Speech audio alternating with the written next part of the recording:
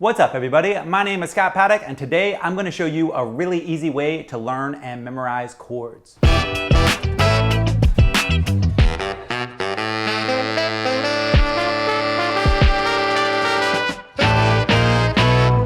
Learning and memorizing chords can be pretty tough because there are so many different varieties of chords, but if you organize the way you learn these chords in the correct way, it's actually a fairly easy task to accomplish. So today I'm going to show you how I like to teach and organize chords. So first of all, chords are made up of the first, third, fifth, and seventh of the scale.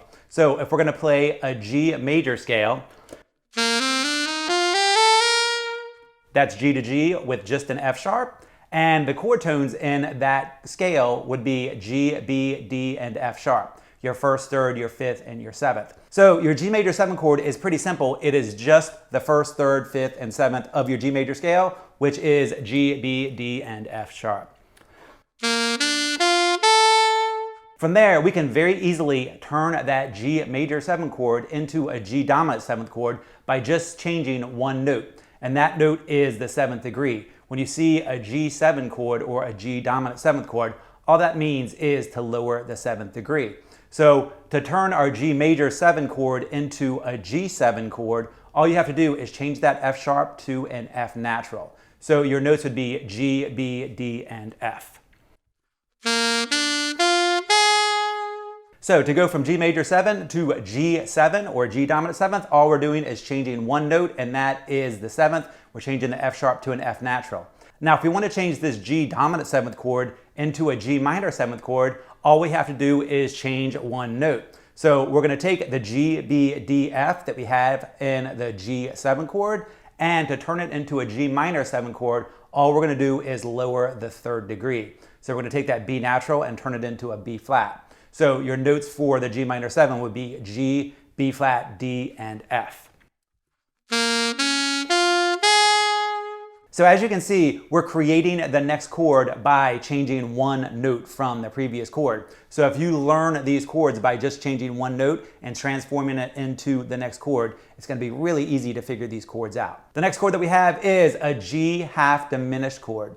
The G half diminished chord is also commonly referred to as a G minor 7 flat 5, and that flat 5 in that name gives us a really big idea of what note we're going to change next. To get from that G minor 7th chord to the G half diminished chord, again, we only have to change one note, and this time it is the 5th degree. So we are going to change that D natural into a D flat. Now you might want to call that a C sharp, but it is acting in the position of the 5 of the 5th note. So we are going to call it a D flat and not a C sharp. So your notes in a G half diminished or G minor 7 flat 5 chord are G, B flat, D flat, and F.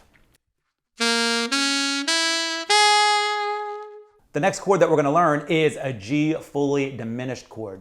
So to get from the G half diminished chord to the G fully diminished chord or the G diminished chord, we are going to lower the 7th degree 2 times. So in your G major 7 chord, it started off as an F sharp, then we lowered it to an F natural. Now for this G diminished chord, we're going to lower it again to an F flat. Now, an F flat sounds funny because we don't really think about F flats that often. An F flat is the same as an E natural, but we want to call this an F flat because the 7th, this note is acting in the 7th position, not the 6th position. So if we call it by an E, that is your 6th note of your G scale. If we call it by an F, that is your 7th note. So you want your chord tone to be called by the 7th degree of the scale that you're in. So for your G fully diminished chord, your notes are G, B flat, D flat, and F flat. So the difference between the G half diminished and the G fully diminished is we just lowered that 7th degree from an F natural to an F flat. So this is what it sounds like. So we learned 5 different variety of G chords, and we did that by only switching one note to move on to the next chord. So we started off with G major 7, which is all of the notes in your G major scale. Then we lowered the 7th to an F natural to get a G7 chord or a G dominant 7th chord. Then we lowered the 3rd from the G7 chord to get to a G minor 7th chord. So those notes are G, B flat, D, and F. Then from the G minor 7th chord, we lowered the 5th degree from a D natural to a D flat to give us the G half diminished chord. And then finally, we went wild and crazy and we double lowered the 7th to go from the G half diminished chord to the G fully diminished chord. So we have a G, a B flat, a D flat, and an F flat. So we just learned 5 different types of chords by changing one chord tone at a time. If you use this method to memorize your chords, you will have them down in no time at all.